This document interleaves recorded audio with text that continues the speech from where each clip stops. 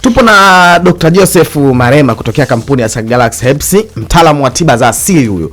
Usifikiri hapa tunaenda kutibu kwa dawa hizi za makopokopo, hapana. Hii ni tiba asilia kabisa ambayo kama una changamoto yoyote unaweza kumtafuta kupitia 0675 74 39 16 au 0757 37 19 35 au 0682 81 62 60. Ndio hizo ndo namba zake ambazo unaweza kumpata kirahisi kabisa na akakufafanulia kwa namna gani ambavyo unaweza kupata ushirikiano kwake kupitia dawa, ushauri, malengo yako unataka yaweje na vitu kama. Daktari, umezungumzia kwa upande wa mwanamke. Ndio.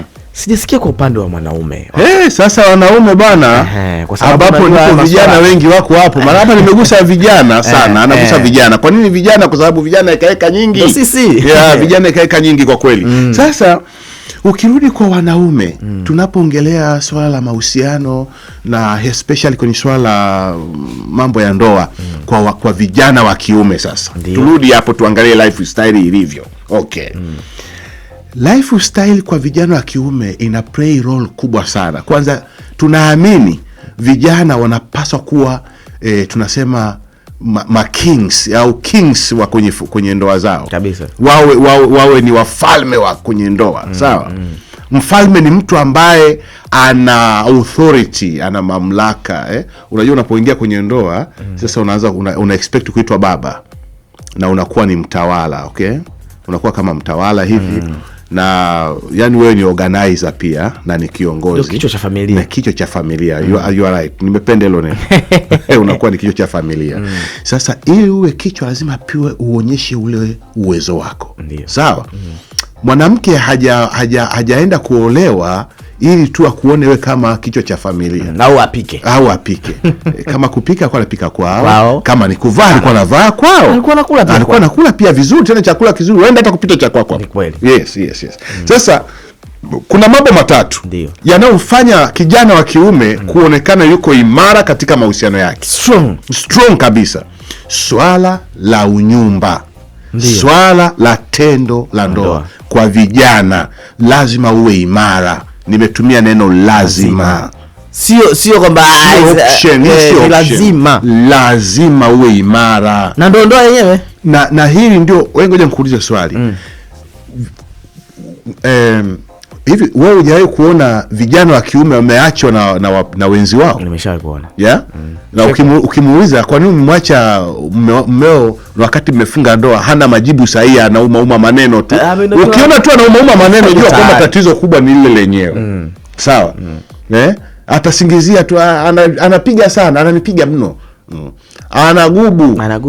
Anaongea sana. Kitu kadogo. Kashanyanyuka kuongea maneno mengi. Hiyo lugha imefichika.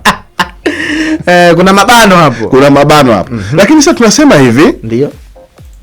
Swala la uwezo wa tendo kwa mwanaume ni interplay ya ubongo, mishipa ya damu, mishipa ya fahamu, vichocheo vya uzazi. Umenielewa? Nakuelewa. Hivyo ni vitu vya msingi sana kwa mwanaume anapoingia kwenye mahusiano.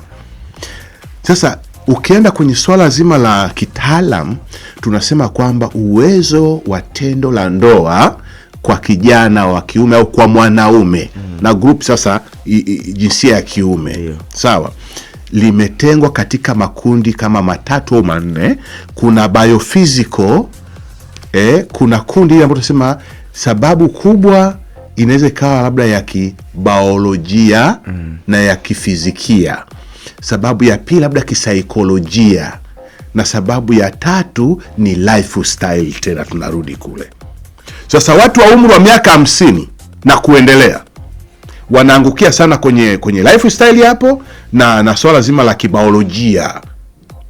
Biological linakujaje? Kwa watu wazima unakuta mtu ana tatizo la kisukari, mtu ana ugonjwa wa kisukari.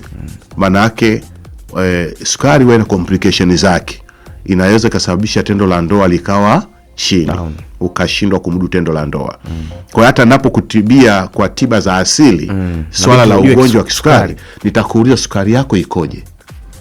Una ugonjwa wa kisukari? Atakwambia labda sina. Presha yako ikoje? Una ugonjwa wa presha? Atakwambia labda nina presha. Okay.